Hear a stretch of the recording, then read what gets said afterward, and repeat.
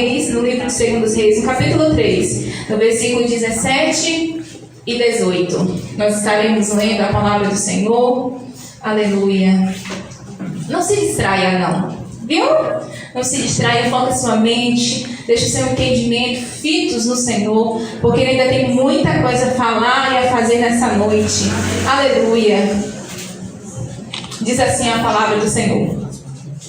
Porque assim diz o Senhor: não sentireis vento, nem vereis chuva. Todavia, este vale se encherá de tanta água que bebereis vós e o vosso gado e os vossos animais. Isto é ainda pouco aos olhos do Senhor, de maneira que também entregará Moabe nas vossas mãos. Amém? Curva essa cabeça em nome de Jesus. Nós estaremos orando agora mais uma vez e nós te pedimos, Pai, eis aqui a tua palavra, e eu quero te pedir que o Senhor fale com cada mulher, com cada um nessa noite, que a tua palavra que é viva, faça nessa noite, Deus, a mudança, o renovo que nós precisamos, que haja cura, que haja transformação, que haja liberação de palavras proféticas nessa noite, e que muita coisa seja decretada nos céus em favor das tuas filhas nessa noite, em nome de Jesus, em nome de Jesus. Aleluia, louvado seja Deus.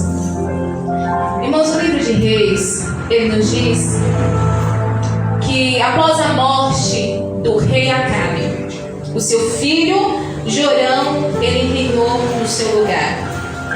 E o rei dos Moabitas, eles tinham que dar os impostos, eles pagavam tributos para Israel. Na época de Acabe, o rei pagava direitinho. Mas quando o rei Acabe morreu, o seu filho Jorão, quando reinou no seu lugar, o rei dos Moabitas simplesmente se revoltou e falou: a partir de hoje eu não pago mais tributos para ele. A partir de hoje eu não pago mais tributos.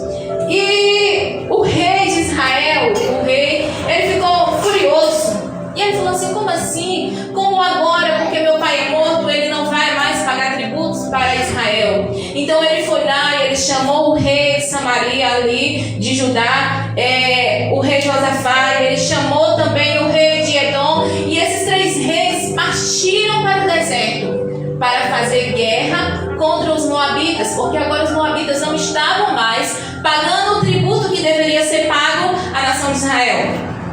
E eles seguiram para o deserto para fazer essa guerra contra o rei de Moabe.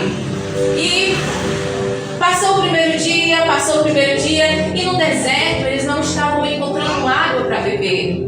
E a situação foi ficando complicada, porque chegou o 3º dia, chegou o 4º dia, e ainda não tinha água no deserto para eles beberem.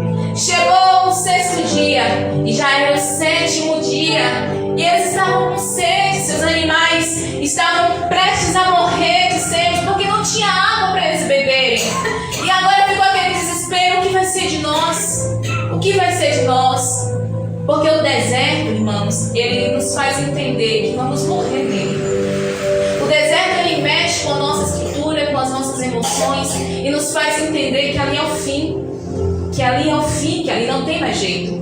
E aqueles homens, aqueles 3 reis, o rei de Edom, o rei de Israel e o rei de Samaria, naquele momento eles estavam desesperados, porque eles partiram confiando que Deus daria a vitória para eles, que Deus estaria no controle de tudo, mas já era o 7º dia e eles não tinham água para beber. Eles estavam sedentos, os animais estavam prestes a morrer e não tinha mais o que fazer.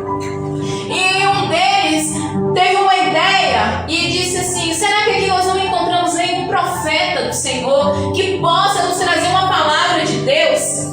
Porque tudo que nós queremos ouvir no deserto é a palavra do Senhor. É aquela voz que diz: ei, eu estou contigo. Às vezes tudo que nós queremos ouvir no deserto é que o Senhor use alguém, é que o Senhor fale conosco de uma forma bem nítida, dizendo: eu estou contigo. Eu estou contigo. E aqueles homens, naquele momento, eles queriam ouvir isso. Eles queriam que Deus, de uma certa forma, falasse com eles: olha, eu estou com vocês nesse deserto e vocês não vão morrer aqui. E aqueles homens ficaram perguntando: será que aqui tem algum profeta?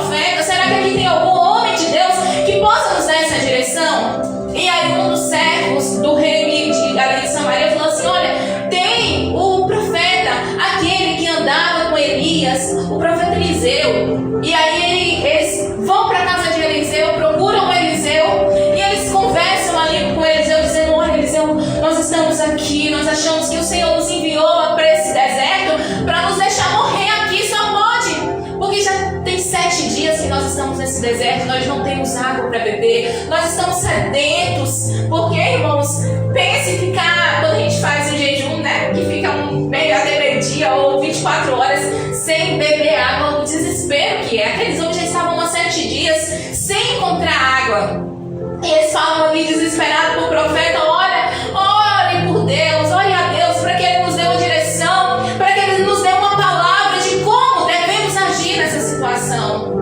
E engraçado que o profeta naquele momento, ele, ao invés de dar uma palavra logo de liberação para aqueles homens, ele fala: ei, traga um tangedor. Que isso, tangedor? Tangedor é aquele que toca aqueles instrumentos, né?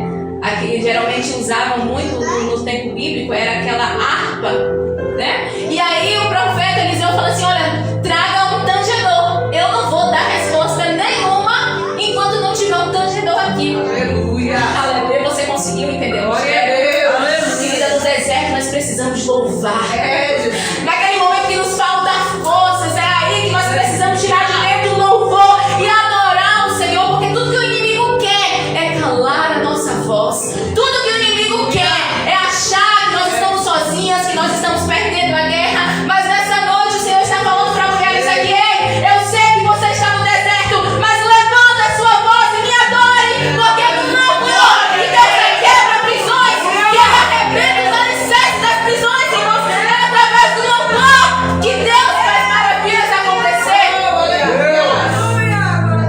E as meninas louvaram bem o hino aqui quando dizia que muitas vezes o inimigo cria situações para tentar nos calar, irmãos. O inimigo cria situações para fazer com que a gente fique: ai, meu Deus, moribunda. Ai, meu Senhor, não está dando certo.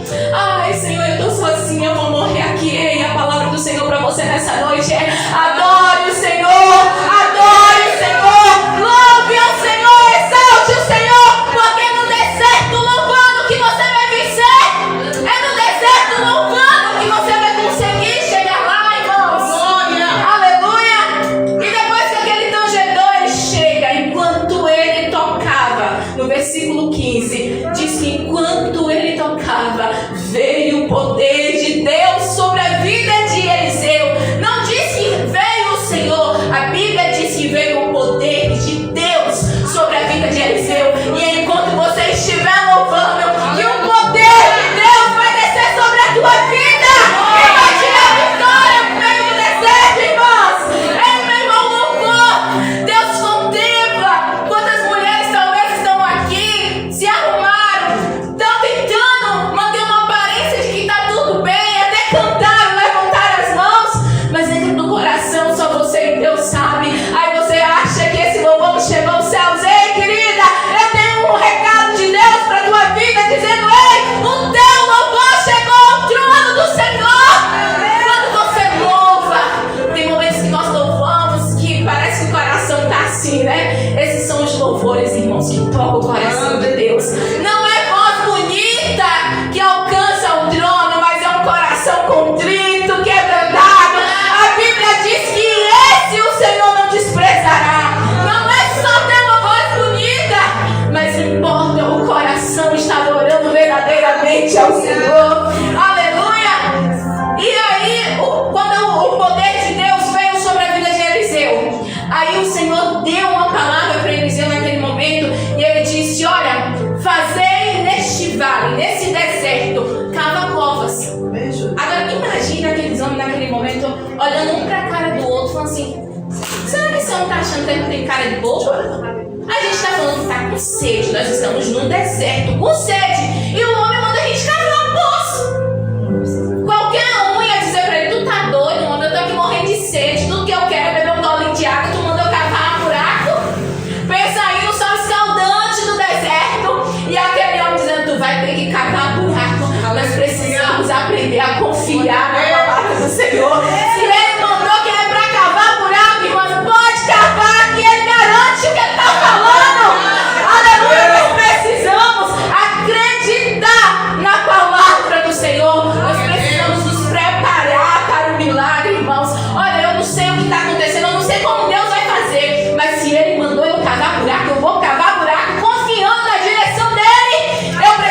preciso acreditar no milagre antes que o milagre aconteça.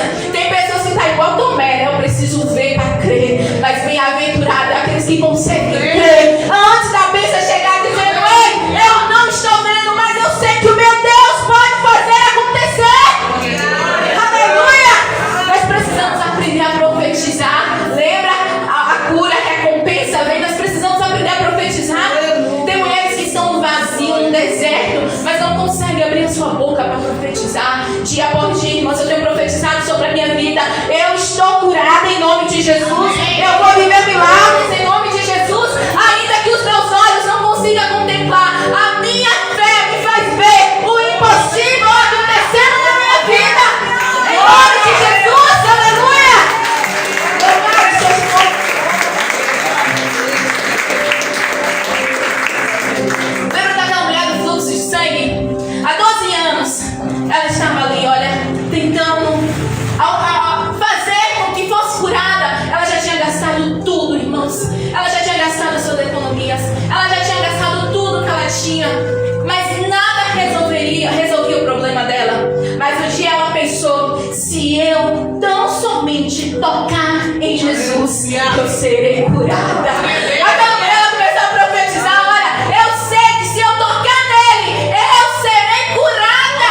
Eu serei curada. Agora pense comigo. Uma mulher daquele tempo, ela não tinha valor. Hoje nós temos uma liberdade em Deus, e glória a Deus por isso, mulheres. Mas naquele tempo não. As mulheres tinham que ficar em casa quietinhas, não podiam se envolver com muita coisa. Aquela mulher, além de ser mulher, que era uma coisa bem ruim naquela época, ela ainda era uma mulher pura.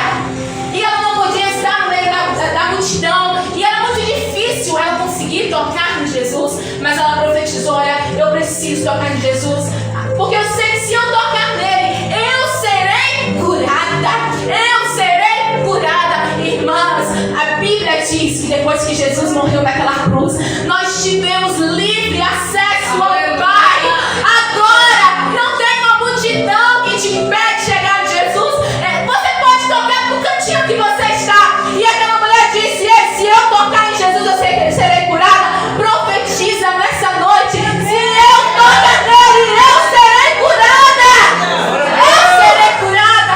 Nós precisamos profetizar isso, irmãos. Não estar vendo, mas profetizar e começar a viver. Se você está sentindo algum problema, está doente em alguma área de sua vida, começa a profetizar hoje: ei, eu estou doente, mas eu profetizo que eu estou curada em nome de Jesus. A minha família está vivendo momentos difíceis, mas eu profetizo que a minha família será restaurada em nome de Jesus. Meus filhos estão na droga, mas eu profetizo que um dia meu filho vai estar aqui tocando, cantando para a glória do Senhor Jesus. Nós precisamos aprender a profetizar antes de ver o milagre, a viver. Nós precisamos entender, irmãos, que deserto não é para permanecer. Deserto não é um estado real. Deserto é algo passageiro. Então nós precisamos entender: eu estou no deserto, tá passageiro, mas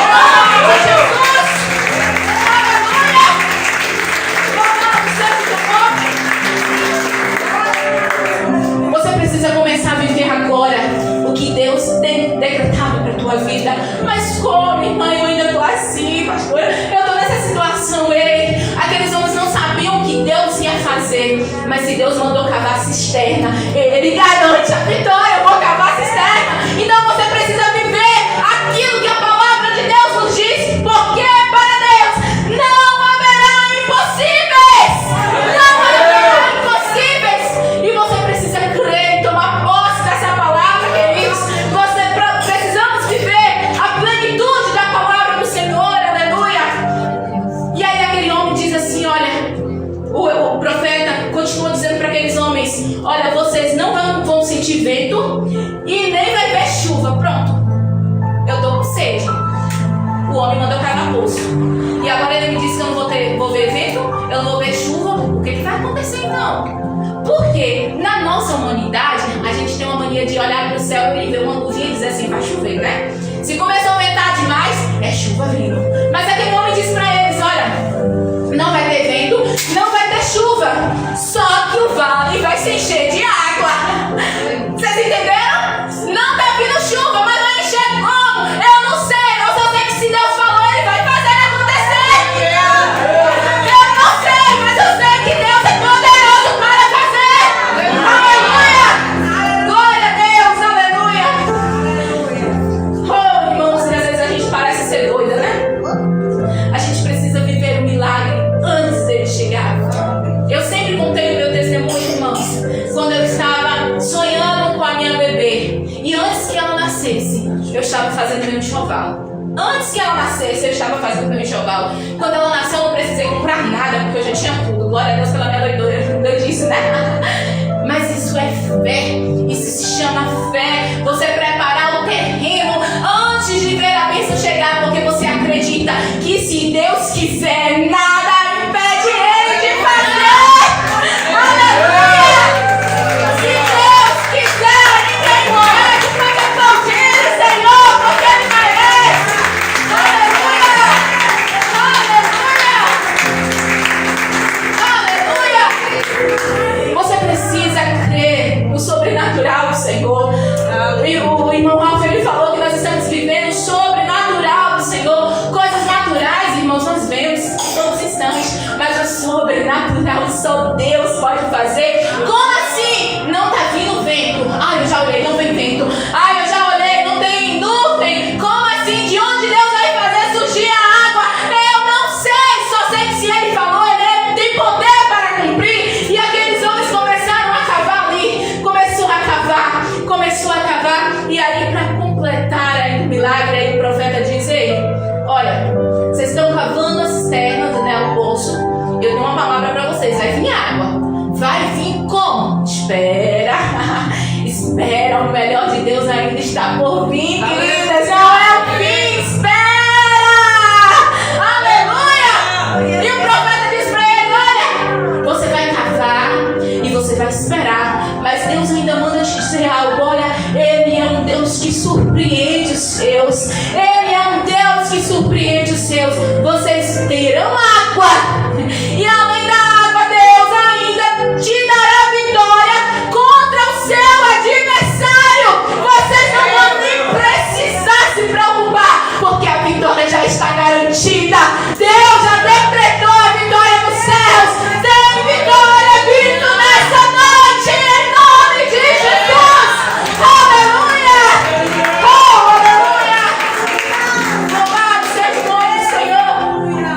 E aí eu imagino aqueles homens, meu Deus, estamos no deserto e nós já temos promessa que vai vir água, e nós já temos promessa que nós vamos vencer a guerra. Que Deus é esse, irmãos? Um Deus que mesmo você estando no deserto, Ele não te abandona, Ele não te desampara, Ele não te deixa só. E dia após dia tem reavivado a sua promessa, dizendo, ei, espera, espera e verás o que eu farei na sua vida.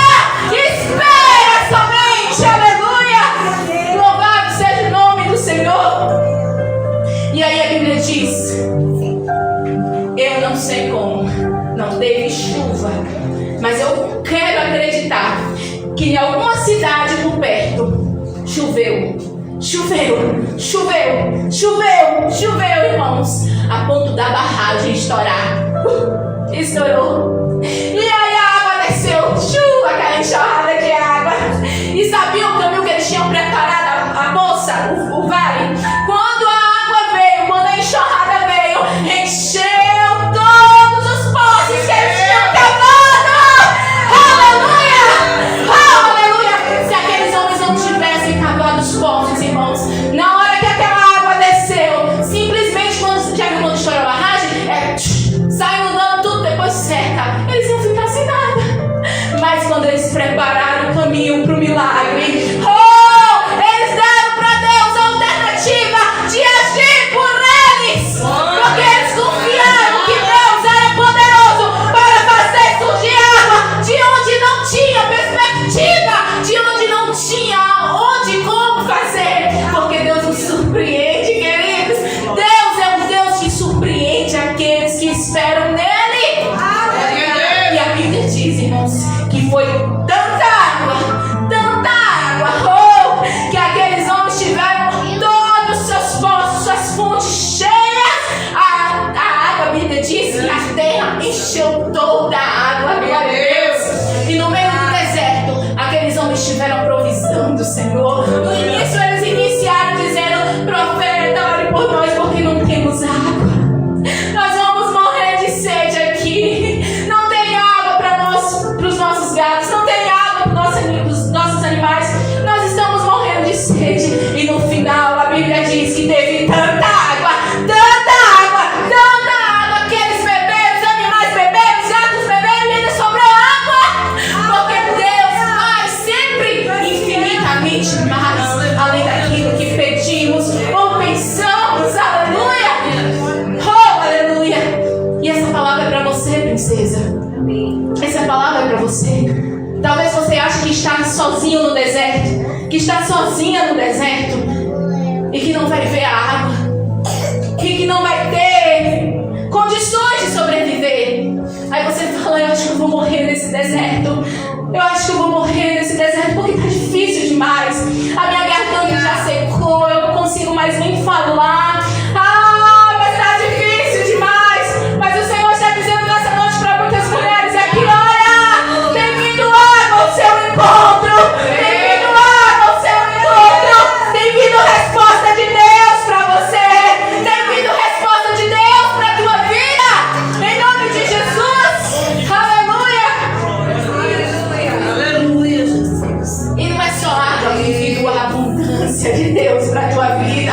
A abundância de Deus para os teus sentimentos. A abundância de Deus para a tua família. Em nome de Jesus. Aleluia. Não pense que você está sozinho nesse deserto, porque Cristo jamais desamparou um filho seu no deserto. Desde o início, a Bíblia sempre vai nos dizer de homens e mulheres de Deus que esteve no deserto e Deus se revelou para eles. Eu acho que o deserto é um cenário lindo para Deus se revelar para nós, irmãos. É lindo porque no deserto nós estamos sensíveis. Aleluia. No deserto, muitas vezes só é eu e Deus e mais ninguém. No deserto é aquele momento que você pode estar rodeado de uma multidão e você se sentir sozinho. E o deserto é isso. E o deserto é o lugar perfeito para Deus realizar o milagre. Lembra de Agar? O irmão falou que estava sozinha no deserto, mas o anjo apareceu para ela e ela viu água, ela viu uma fonte e ela pôde beber e dar para o seu filho. Lembra do povo de Israel caminhando pelo deserto. E talvez naqueles momentos eles achavam assim: Deus, por quê? Por que o Senhor nos tirou do Egito para morrermos aqui nesse deserto? Não tem comida, não tem água, não tem isso e não tem aquilo, de tudo que eles reclamavam. Deus supria a necessidade deles. Porque Deus dizia para eles: ei, eu não vou deixar um filho meu na mão. Eu jamais vou desamparar um filho. E toda vez que eles pediam comida, Deus mandava. Deus mandou codornice, Deus mandou maná, queridos. Quem já viu cair pão do céu? Mas Deus fez isso para os seus filhos. Um dia eles estavam também com sede no deserto, não tinha água, só tinha uma fonte e mesmo assim era amarga. E Deus faz e transforma aquela água em doces. Aleluia. E a Bíblia vai nos dizer que enquanto eles estavam caminhando ali pelo deserto, o deserto, irmãos, é uma coisa muito estranha. Durante o dia é um calor anormal, um calor que você acha que vai morrer de insolação. E naquele calor, o Senhor sempre cuidava do teu povo. E Ele mandava uma coluna de vento ali, de nuvem, que protegia aquele povo do sol escaldante do deserto. E quando chegou de noite, eles achavam que iam morrer. Ai, meu Deus, e agora chegou o frio. Porque é 8 ou 80 o deserto. Durante o dia é um calor insuportável e à noite é um frio imenso. E aí o Senhor falava para eles: eu vou mostrar para vocês que eu estou cuidando de vocês em cada detalhe. E mesmo no frio, eu sou o fogo que aquece, eu sou o cobertor que esquenta, eu sou a paz que traz alento para a alma. E o Senhor sempre mostrava sua bondade para aqueles homens. E a bondade do Senhor tem se revelado também nas nossas vidas. E eu profetizo que a bondade, as misericórdias do Senhor correrão atrás de ti todos os dias da sua vida, em nome de Jesus. Em nome de Jesus. Oh, você não está sozinha, querida. Você não está sozinho, meu querido. Tem homens aqui, né? O Pai te ama. Essa semana nós estávamos falando sobre a paternidade de Deus. Eu acho muito lindo, irmãos, muito linda a paternidade de Deus, porque nós sofremos, porque nós não conseguimos entender a paternidade de Deus. Às vezes nós temos tratado Deus como um Deus santo, o Deus todo-poderoso, e Ele é isso. Só que além de ser um Deus santo, o Deus todo-poderoso, Ele é o nosso Pai, o Pai que nos ama, o Pai que nos protege, o Pai que nos acolhe, o Pai que nos consola, o Pai que nos conforta, o Pai que não nos deixa, o Pai que não nos despreza, irmãos. Ele está conosco em todo o tempo. Em alguns momentos Ele se apresenta como Pai, em outros como uma mãe, porque Ele quer dizer para nós: ei, ainda que um te falte, eu estarei contigo, eu nunca te deixarei. E nessa noite, mulher, eu não sei qual é o deserto que você enfrenta, mas eu quero te dizer que o Senhor pode sim te tirar nessa noite do deserto. Ele tem poder para isso. Ele tem poder para isso. Mas se Ele não fizer, Ele vai, ainda não for o momento de te tirar do deserto, Ele vai fazer com que você dê frutos nesse lugar. Minha família ainda não tem jeito. Não tem jeito essa situação. Ele espera no que Deus vai fazer. Não saia de casa, permanece onde você está. Não saia do seu trabalho, permanece onde você está. E creia que Deus é poderoso para fazer o milagre acontecer aonde você está. Deus é aquele que nos surpreende, queridos. Deus é aquele que nos entende. Aleluia. Em tempos de guerra, em tempos de desespero, faça como aquela mulher do fluxo de sangue. Continue profetizando. Vai mudar, vai mudar. Eu vou vencer, eu vou vencer, eu vou vencer, eu vou vencer. Eu vou sair dessa em nome de Jesus. Eu vou sair dessa, eu vou ver o milagre do Senhor na minha vida, na minha família, em nome de Jesus. Se coloque de pé, nós estaremos orando nesse momento. Aleluia. Louvado seja Deus. Glória a Deus. Aleluia. O deserto é provisório, não é passageiro. E você precisa se posicionar nesse momento como se já estivesse no lugar onde você quer chegar. Você precisa nesse momento se posicionar no lugar que você quer estar. Talvez você olhe para dentro de você e diga: Deus, a depressão tem tomado conta da minha vida, mas eu profetizo nesse momento que eu estou curada em nome de Jesus.